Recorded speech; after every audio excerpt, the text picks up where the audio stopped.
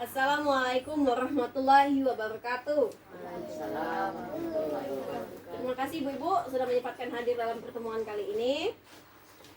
Modulnya bahan ajar kita hari ini dibawakan. Ya, di sini kalau kemarin kita belajar tentang kekerasan terhadap anak. Masih ingat Ibu-Ibu tentang kekerasan terhadap anak? Ya. Belajar apa aja Bu? Coba bisa diingat-ingat nggak bulan kemarin itu kekerasan terhadap anak itu pelajarannya apa aja Bu? Ya benar Bu.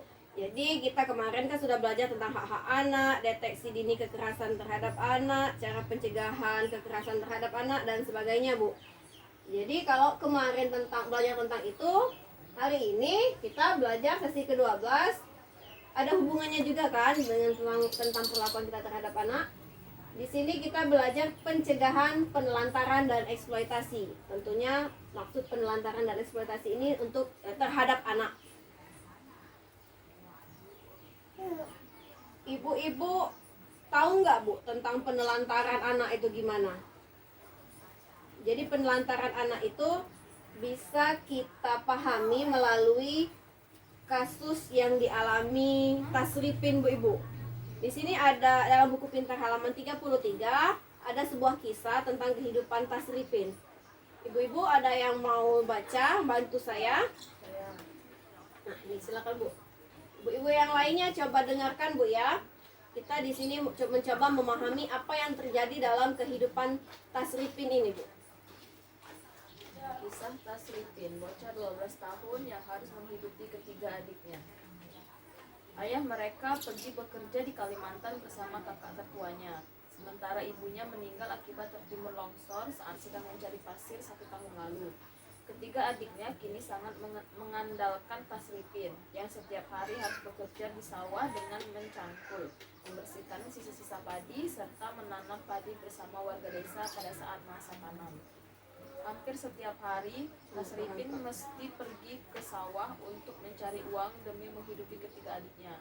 Kalau berangkat ke sawah jam 7 pagi dan pulang jam 12 siang, kadang sehari dapat 30 sampai 40 ribu sehari. Itu beli beras dan sayur, sisanya untuk jajan adik, jelas bocah yang telah putus sekolah itu. Oke. Terima kasih Bu Rara ya. Ya, terima kasih Bu. Di sini kita coba ulas Bu ya. Apa saja pekerjaan dan tanggung jawab yang dilakukan oleh Tasripin dalam menghidupi adik-adiknya Bu? Ingat lagi ya. Terus apa yang dilakukan tersebut tergolong layak dilakukan oleh anak seusia Tasripin? Kemudian apakah yang seharusnya dilakukan oleh ayah dan kerabatnya terhadap Tasripin dan juga adik-adiknya? Ibu siapkan jawabannya, tulis Bu ya. Coba Ibu utarakan jawaban-jawabannya tadi, sampaikan melalui kertas plano yang ada ibu-ibu pegang. Oke.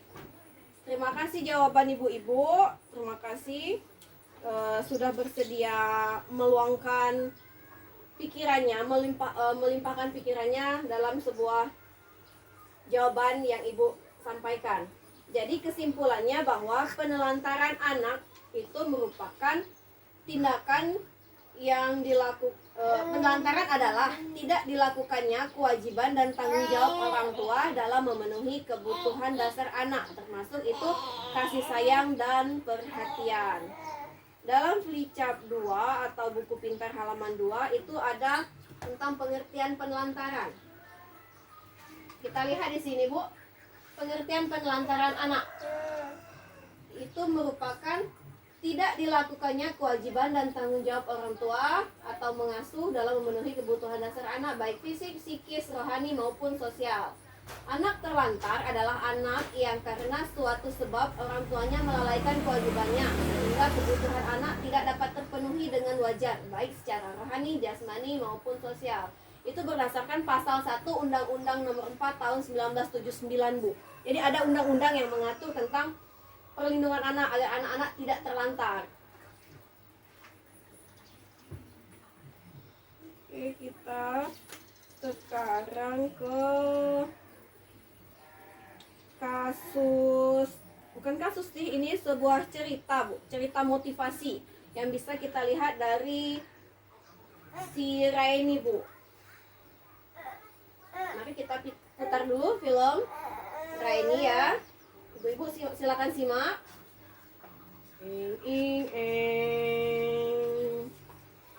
Ya Bu, dari potongan film tadi, ibu-ibu kita simpulkan bahwa di sini sebuah kemiskinan tidak menghalangi si Reni untuk mencari ilmu.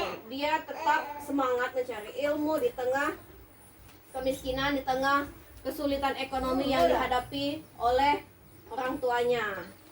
Jadi keterbatasan ekonomi keluarga itu tidak mempengaruhi semangatnya untuk berprestasi.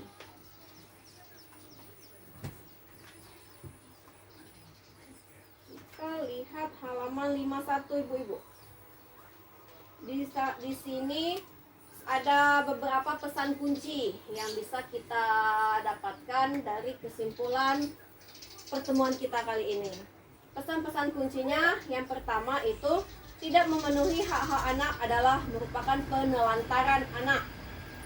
Sebagai orang tua, kita harus melakukan pencegahan terhadap penelantaran. Segala bentuk pemanfaatan anak untuk mendapatkan keuntungan materi maupun bukan materi adalah eksploitasi anak. Orang tua harus melakukan pencegahan terhadap eksploitasi.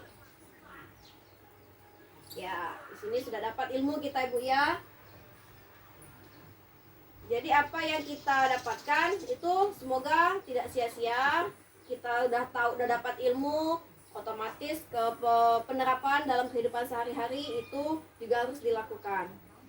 Nah Bu, sebelum ibu-ibu pulang, saya beri tugas dulu Bu. Kita lihat buku pintar halaman 53 Bu. Dapat belum Bu? Halaman 53 ya. Nah ibu-ibu lihat ya, halaman 53 itu ada tugas lembar kerja 12.17. Di sana ada data orang tua dan data anak. Kalau orang tuanya diasuh oleh orang lain itu nama pengasuhnya, terus nama anak. Nah, di sini ada banyak poin-poin. Di sini ada 12 poin cara pencegahan penelantaran dan eksploitasi anak. Jadi, tugas ibu-ibu di rumah nantinya berpatokan pada lembar kerja di halaman 53 ini ya. Jadi yang satu, misalnya memberikan waktu bermain untuk anak. Nah, kita conteng Bu. Memberikan waktu bermain untuk anak ini sudah dilakukan belum? Kalau sudah berarti contreng sudah dilakukan kolom sini. Kalau belum, belum. Nah, kalau belum, tulis kapan akan dilakukannya Bu. Oke? Mengerti ya? Begitu juga dengan cara-cara mencegah penelantaran yang poin-poin lainnya. Jadi, kalau ibu-ibu sudah mengerjakan di sini, ibu-ibu bisa memahami, bisa menyimpulkan kira-kira ini sebenarnya bagaimana saya sebagai orang tua dalam memperlakukan anak. Apakah saya termasuk orang tua yang telah menelantarkan atau mengeksploitasi anak? Syukur-syukur kalau ibu sudah menjadi orang tua yang baik ya. Oke, jangan lupa tugasnya dikerjakan. Saya tutup pertemuan kali ini. Terima kasih atas waktunya ibu-ibu. Wassalamualaikum warahmatullahi wabarakatuh.